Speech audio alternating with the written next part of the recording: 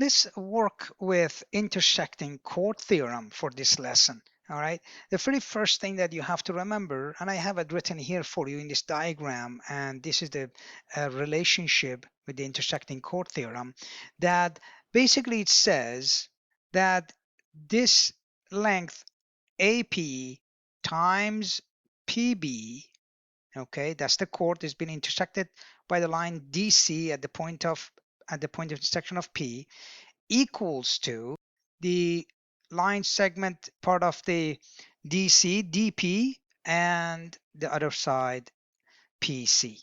And this is what we have bottom here, which says CB is equal to CD. So let's write this up. AB is equal to CD for simplicity. I'm not going to include the line segment name, so I'm just going to call it line segment ABCD as it is on the diagram that you can see. So what I want to talk about quickly is that, first of all, any variation of that will work. That means I can write it as A divided by C is equal to D divided by B. This is another form of the intersecting chord theorem. Now, it could be any other form that you want, but that is the relationship that you can find. And then plug numbers in, and of course, find the missing line segment. Now, in this case, I have given you a question. We have A is equal to 5 on the diagram. We have D is equal to 6. B is equal to 4. The question is, what is C? Now, you can plug it into the original, which is right here, and that's okay. There's nothing wrong with that. You can do that and then find what C is. Let's do that. 5 times B, B is 4, equals to C. We don't know. I'm going to leave it at C. And then you multiply that by D, which is 6. You get 20 equals to 6C. Divide both sides by 6, and C is equal to 10 divided by 3. And you can leave it like that as an exact value, whatever the unit is. This is how you use the intersecting chord theorem. Now, let's look at another application of this. In this question, specifically in this diagram, I made a note here that you have the A segment is greater than B segment and D is greater than C. Well, here's the thing, it doesn't have to be. So if it turns out that A is equal to B, there is nothing wrong with that. You just have to still use the AB equal to CD, the intersecting chord theorem, to solve the missing segments. So as long as, so you could have a chord intersecting another chord at the midpoint of the other chord, and the angle doesn't need to be 90 degrees, but if it is 90 degrees, that means it's intersecting at exactly midpoint and it is at 90 degrees, then you know what that is. That's the radius chord theorem. All right, that becomes the AB is the diameter of that circle, and CD will end up being the chord, and it's called the radius chord theorem, and any variation of that. Okay, so then we can write here that AB must be the diameter of the circle. So let's find the missing angles in this diagram. It's the extension of the first question.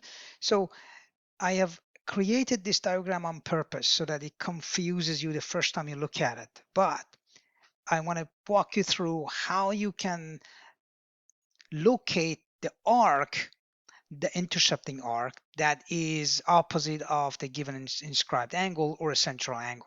Now, look at this angle 60 that is given to us. It is the angle DAB. That is 60 degrees right there.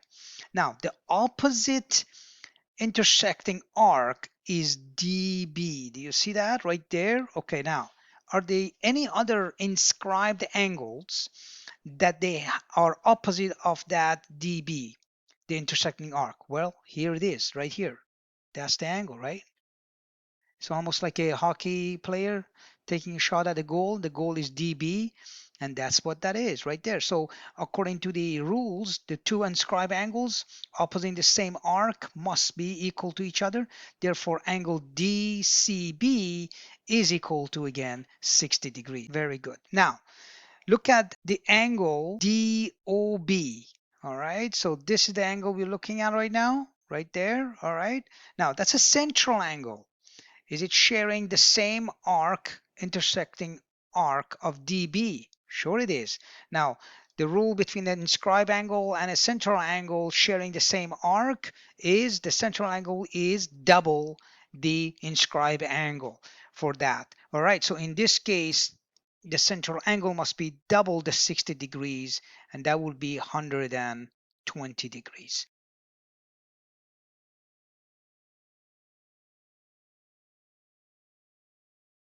And that's how you solve this problem. Now, notice that I didn't use anything else. The diameter EB is there just to confuse you. Okay, and some questions in geometry, they do show up like that. They want to make sure that you can recognize the pattern and therefore you can implement the theorems. All right, so avoid and filter all the nonsense in the diagram except focus on what is important. And then once important, you follow the rules and make sure that you are looking at a specific chord, a specific angle, inscribed or sub or central angle, it doesn't matter, and then go ahead and solve. All right, until next time. All right, let's look at this example. We have this circle and we want to find the exact angle value for each of the angle B and angle C. And in the diagram that you see, it has given you a couple of clues. Number one is that the line segment AB, which is right up here, AB, and CD, they have this arrow there. That means they are parallel to each other. That's what you know. And therefore, CB is the transversal, cutting the parallel lines through, okay, intercepting those two. Now, according to the properties of parallel lines and transversal, you have the angle that looks like angle Z. Well, this is called alternate interior angles. So by definition and property of the parallel lines and transversal, angle B must equal to angle C. And if that's the case, we're going to set the two values together. Notice that I have variable within that angle. It's 2x plus 20 degrees. That's the value of that angle B. You should say 2x degrees and degrees, of course, right? All right. Now, what does that mean? That means 2x plus 20 must equal to x plus 50. All right, simple as that. These two are equal to each other. Now we're going to use algebra to solve for x, which is the variable that's missing. Bring everything to one side, subtract x from both sides. You get x equals to, and then you subtract 20 from both sides. Basically, you're bringing the variable to one side, the unknown, and the numbers to the other side. 50 minus 20, that is 30 degrees. Now, we got the x value there. Now we have to go back and find angle B. So angle B first is 2 times 30 degrees plus 20 degrees. That will give us 80 degrees. 20 times 30, that's 60 degrees plus 20 is 80. And then angle C is equal to 30 degrees plus 50 degrees. That's also equals to 80 degrees. All right, it turns out that they should be that, right? And now it's the proof of it is already there as well. All right, that's it. I hope you found this useful. Check out the next problem in the series. Be well.